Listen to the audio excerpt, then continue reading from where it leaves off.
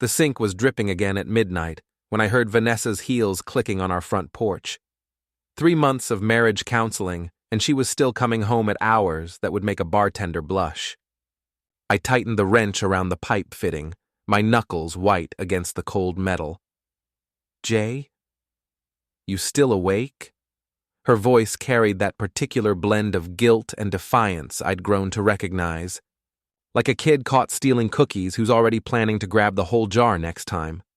"Just me and this busted pipe," I called back, not bothering to look up from my work. Having a heart-to-heart about reliability.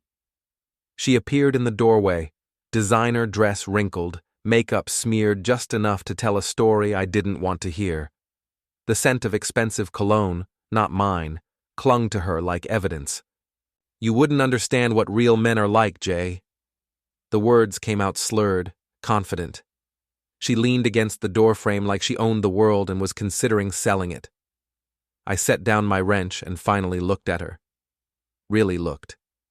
The woman I'd married 2 years ago was still there somewhere, buried under layers of contempt and whatever midlife crisis she was having at 38. "Try me," I said. Her laugh was sharp, bitter. "I want to test if bigger really counts. You know what I mean? See what I've been missing." She held up her left hand, wedding rings catching the harsh basement light. "These feel so heavy lately." Something cold settled in my chest. Not anger. I'd burned through that emotion weeks ago. This was something else. Something final. "Excellent," I said, standing up. I walked over to her, calm as Sunday morning. "Let me help you with that weight problem." Before she could react, I slipped both rings off her finger. The wedding band and the engagement ring I'd saved 6 months to buy. They felt warm in my palm, almost alive. "Jay, what are you—" "Testing," I said, pocketing the rings. "Just like you wanted." Her face went through several expressions: confusion, anger, something that might have been fear. "Give those back." "Nope." I picked up my wrench, turned back to the sink. "You want to find out if bigger is better? Go ahead. But you'll do it as a single woman. You can't be serious." I didn't feel a thing. The numbness was a relief, like finally taking off shoes that had been too tight for months. "Dead serious. I'll call Peterson's law office first thing Monday morning. Jay, we can talk about this." "Nothing to talk about," I said, tightening the pipe fitting with more force than necessary. "You made your choice. I'm making mine." She stood there for another minute, probably waiting for me to take it back, to beg, to do whatever dance she expected. When I didn't look up, I heard her heels clicking away, then the slam of our bedroom door. I finished fixing the sink in blessed silence. Monday morning, I called Bill Peterson's office before my first cup of coffee was cold. By noon, I'd filed for divorce and frozen our joint accounts. By 5 p.m., I'd changed the locks. 48 hours later, Vanessa's lawyer was literally chasing me through the parking lot of Murphy's auto shop, briefcase flapping like a broken wing, sweat stains spreading across his expensive shirt. "Mr. Grayson? Mr. Grayson, please," he wheezed, trying to keep up with my long strides. "We need to discuss the financial arrangements." I never knew lawyers could sweat like that.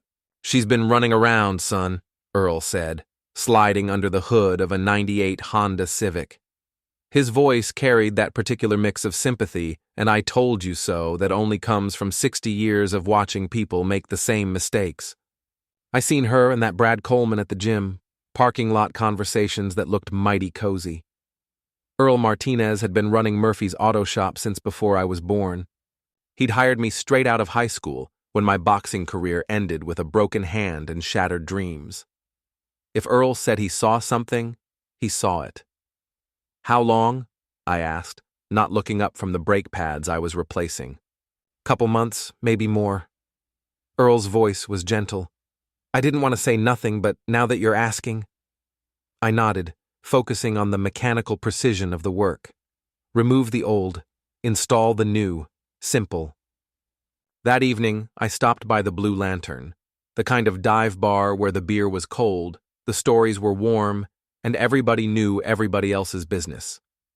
Marcy Kowalski had been tending bar there since the Clinton administration, the first one.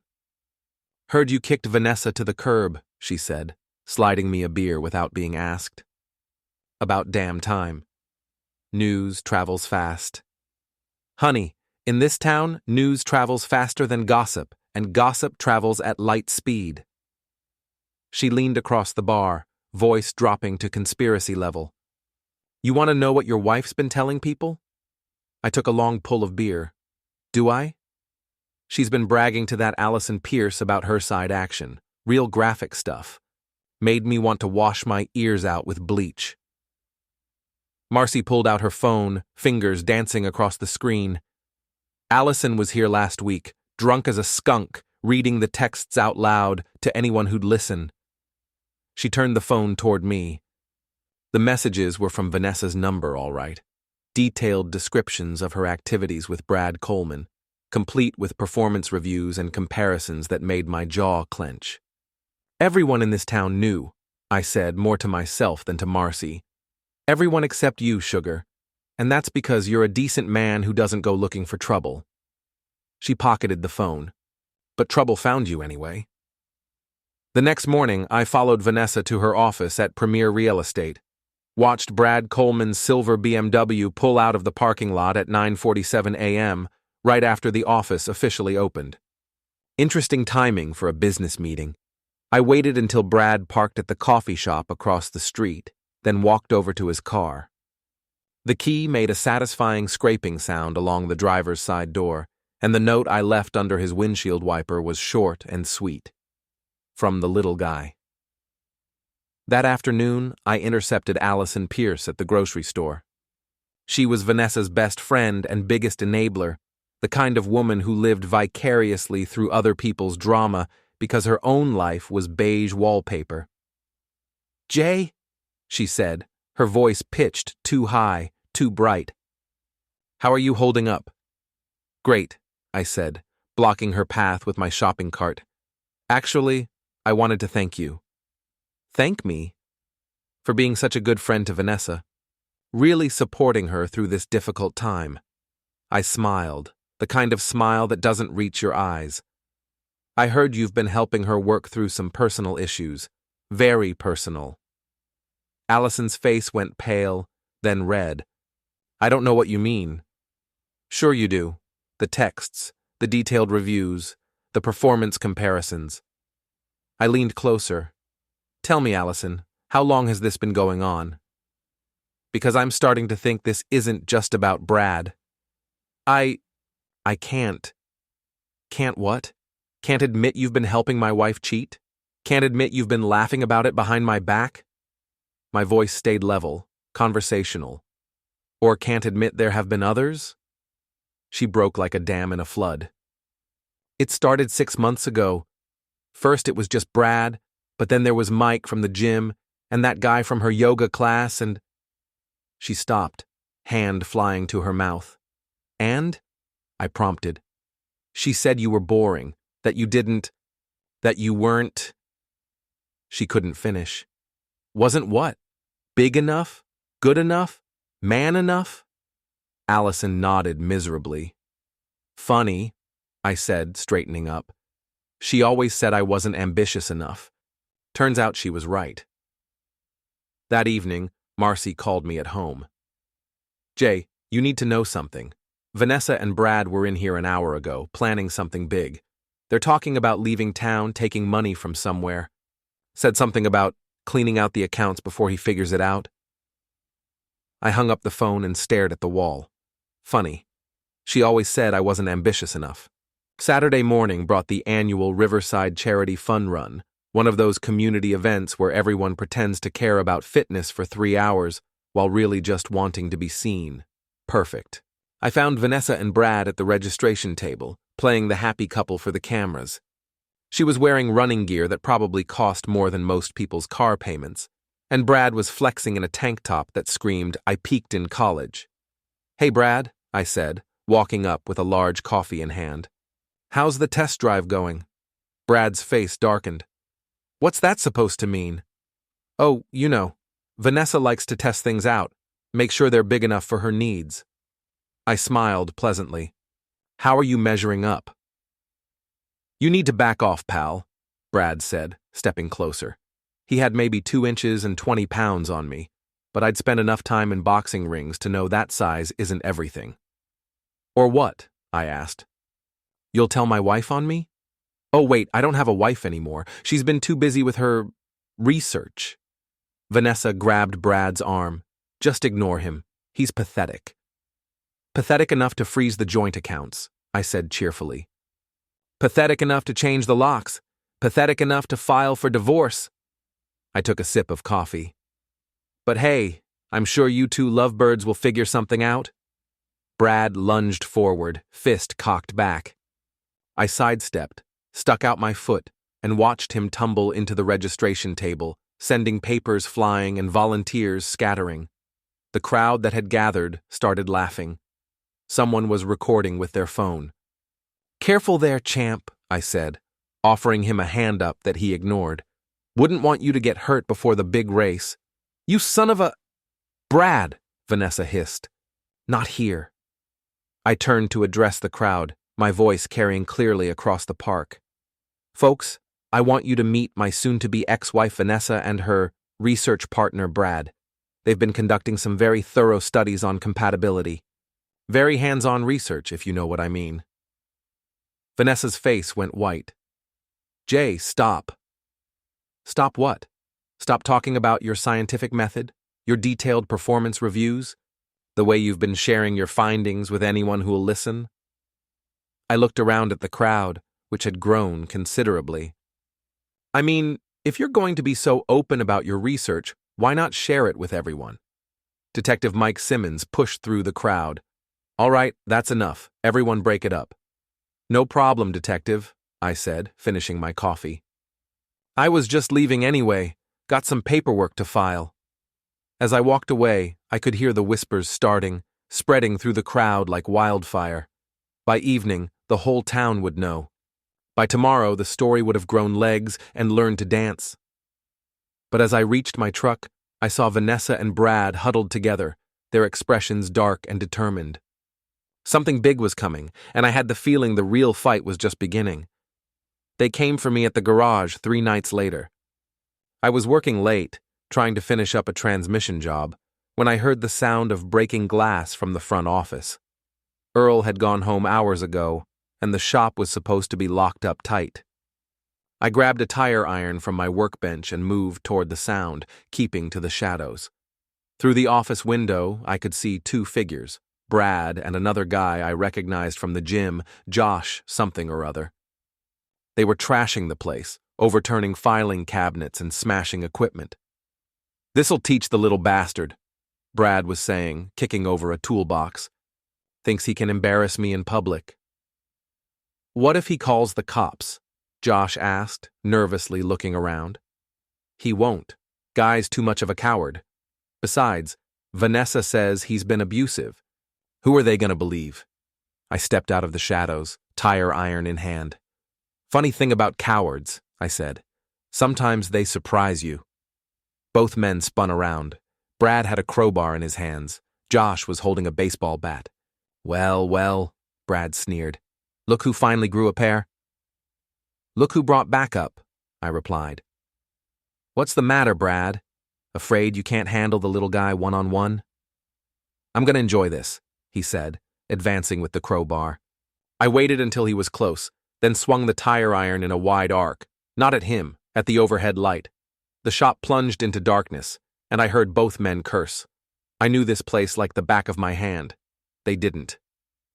By the time they fumbled for the light switch, I was behind them. A quick shove sent Josh stumbling into a rack of spare parts, and another sent Brad crashing into the wall. Oops, I said. Clumsy me. They scrambled for the exit, Brad's BMW starting with a roar. As they peeled out of the parking lot, I noticed something interesting. The car was rolling backward, right toward the dumpster. Funny how parking brakes sometimes fail. The crash was spectacular. The next morning, Marcy called with more bad news. Vanessa's been spreading stories, Jay. telling people you hit her, that you're dangerous. She's got Allison backing her up. Of course she does. There's more. I heard from my cousin who works at the bank. They've been asking questions about your business accounts, something about suspicious transfers. That got my attention. What kind of transfers? The kind that happen when someone has access to your business information and knows how to move money around without leaving obvious tracks. I hung up and called my accountant. 20 minutes later, I was staring at bank statements that made my blood run cold. Over the past 3 months, small amounts had been transferred out of my business account. Never enough to trigger alerts, but adding up to nearly $15,000. The transfers all went to an account belonging to something called BC Consulting. Brad Coleman. That evening, I set up a 3-way call with Allison, recording everything on my phone. It didn't take much to get her talking. Guilt and wine made her chatty. I never meant for it to go this far, she sobbed into the phone. Vanessa said it was just about getting back at you for being controlling. Controlling how? I asked. She said you monitored her spending, questioned where she went, made her account for every minute. Allison, I never did any of that. But she said you hit her once, during an argument. When? When did this supposedly happen? Silence. Then, I don't remember exactly. She was upset, crying. Allison, in 2 years of marriage, did you ever see a bruise on Vanessa? Ever see her flinch when I was around? Ever see any sign that I was hurting her? More silence. The money transfers, I pressed. You knew about those too, didn't you? She said it was your money anyway, that wives deserved half of everything. Brad needed startup capital for his consulting business, and you were being selfish by not supporting Vanessa's friends. So you helped them steal from me. It wasn't stealing, it was... She broke down completely. Oh God, what have I done? I had everything I needed. But the real revelation came the next day when I was going through old credit card statements. The charges painted a clear picture: hotel rooms, expensive dinners, gifts. But the timeline went back almost a year, not 6 months like Allison had said. Vanessa had been planning this for a long time.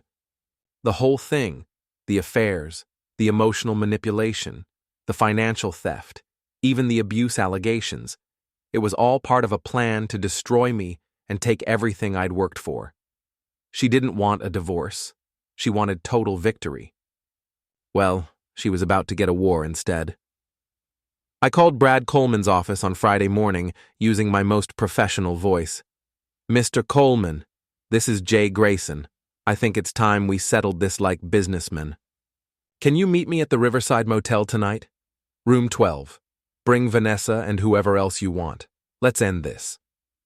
The Riverside Motel was the kind of place that rented rooms by the hour and didn't ask questions. Perfect for what I had in mind. I arrived 2 hours early and got to work. Room 12 was wired for sound, courtesy of some equipment Earl had borrowed from his nephew's security business. The audio feed went straight to Marcy's phone at the Blue Lantern, where she'd promised to have the Saturday night crowd gathered around the big screen TV. At 8 p.m. sharp, they showed up. Vanessa, Brad, Allison, and Josh. The whole crew.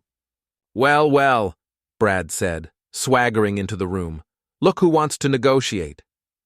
Sit down, I said, gesturing to the chairs I'd arranged. All of you. They sat, probably thinking they had me outnumbered and cornered. They had no idea what was coming. Before we start, I said, pulling out my phone, I want to play something for you. Allison's recorded confession filled the room. Her voice, clear and unmistakable, admitting to helping them steal money, admitting that Vanessa had been lying about abuse, admitting that the whole thing had been planned for months. Vanessa's face went pale. That's illegally recorded. You can't what? Can't let people know the truth? I smiled. Funny thing about truth, Vanessa. It has a way of getting out. What do you want? Brad demanded. Justice, I said. You wanted to test if I was man enough? You wanted to see if I'd fight back? Congratulations.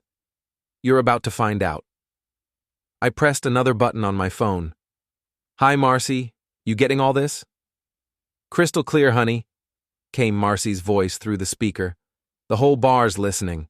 Got maybe 40 people here, including that reporter from the Chronicle.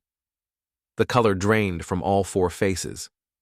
See, the thing about small towns, I continued, is that reputation matters. And right now, yours are circling the drain. You bastard, Vanessa hissed.